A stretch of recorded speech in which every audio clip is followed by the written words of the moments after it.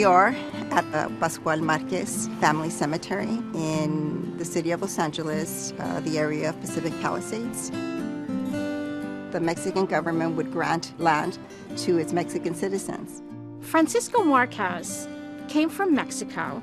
He was a blacksmith. In 1839, Mexico was its own country, and it included Alta California, which is what we now know of as California.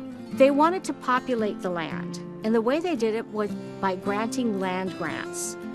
And in order to get a land grant, you had to be a citizen in good standing, you had to be a Catholic, and you had to agree to plant fruit trees and stock it with cattle. Francisco Marquez and his friend Isidro Reyes applied jointly for the Rancho Boca de Santa Monica, which now is Santa Monica, Brentwood, the Palisades, and Topanga Canyon, 6,600-acre land grant. When the rancho was first inhabited in 1839, the nearest church was over a day's ride away by ox cart, and it wasn't feasible to bury their dead in the cemetery. So they created their own cemetery right next to their house. This is more than a cemetery. It's an era, particularly for Mexican Americans. When you think of California being 1/3 Mexican or Mexican American,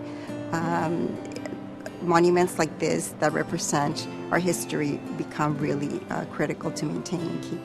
It was designated a cultural monument in 2000. My dad and I were the only ones working on the cemetery when we applied for the Cultural Heritage Monument in 2000. And at that time, the only research that had been done was done by my dad. It's significant to Los Angeles because it's one of the last pieces of remaining history. In California, we just keep building over ourselves and leaving the past like it didn't matter, like we're all a bunch of dewdrops who suddenly appear and go away. But we were here then, and we are here now, and this is the last place of its kind.